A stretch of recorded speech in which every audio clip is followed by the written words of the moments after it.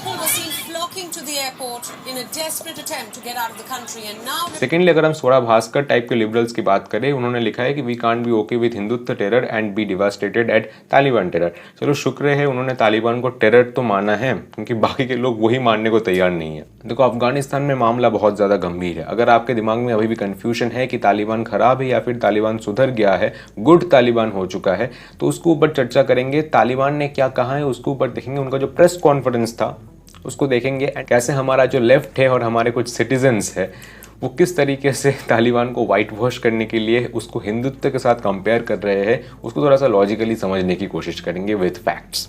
चलो, no democratic system at all, ये Taliban के सुप्रीम लीडर ने कहा है, which is not at all a surprise. वहां पर शरिया लॉ अप्लाई होगा। तालिबान के स्पोक्स पर्सन ने उस प्रेस कॉन्फ्रेंस में कहा है कि वुमेन्स को हर एक राइट दिया जाएगा। राइट क्या क्या है?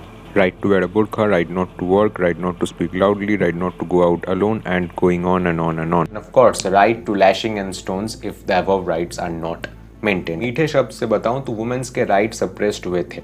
अब तुम उस सप्रेशन का लेवल सोच लो। एंड जो लोग बोल रहे हैं कि तालिबान अब सुधर गया है, मैं तुमको बता दूं, तालिबान एक आइडियोलॉजी के बेस में चलता है और ओवरनाइट वो आइडियोलॉजी शिफ्ट नहीं हो सकती। वो जिन स्कूल ऑफ थॉट्स में बिलीव करते हैं वो उसी स्कूल ऑफ थॉट्स को एग्जीक्यूट करेंगे। एंड उसने क्लियरली कहा है कि women's are inferior to men, nothing is going to change in a big way, और जिसके एविडेंस और फैक्ट्स सामने आ चुके हैं।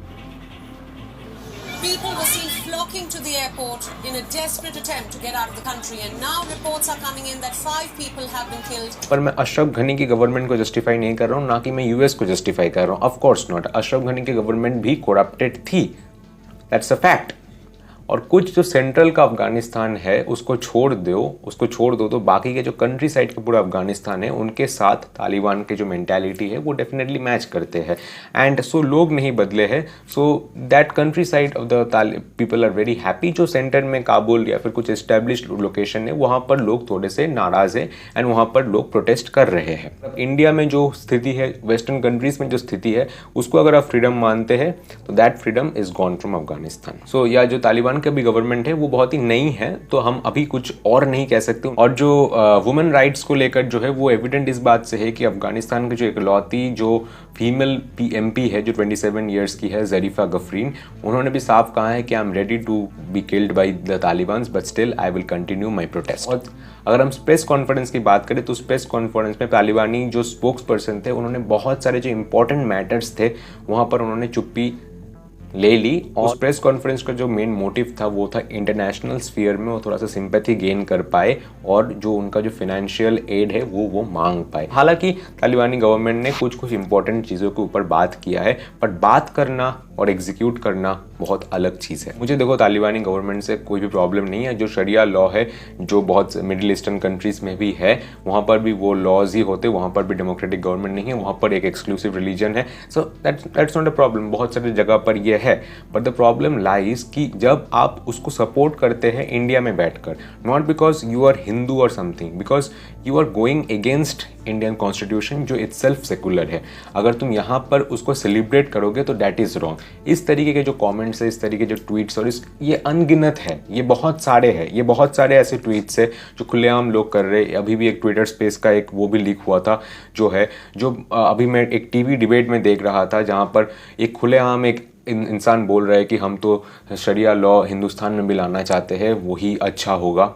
यहाँ पर जो बाइडेन ने एक बहुत ही अच्छा बयान दिया है कि Taliban haven't change, it is going through an existential crisis, और इसी को जस्टिफाई करता है जो प्रेस कॉन्फ्रेंस उन्होंने किया है। जो लोग ये कंपेयर करते हैं कि इंडिया में भी हिंदुत्व के लिए यही खराब हालत है, तो मैं ये बताना चाहूँगा कि क्यों अफगानी रेफ्यूजीज इंडिया में आना चाहते हैं अगर इंडिया में इतना ही खराब हालत है। अगर हम अब हमारे प्रिय लेफ्टिस्ट के ऊपर आते हैं तो पहला वो है कि तालिबानिस्ट तो फ्रेंडली है, उन्होंने तो ऐसा कुछ नहीं किया है, वो तो फ्रीडम फाइटर्स है। इतना वायलेंस और टेंशन का माहौल है अफगानिस्तान में, क्यों अफगानिस्तानी लोग अफगानिस्तान से भाग जा रहे हैं।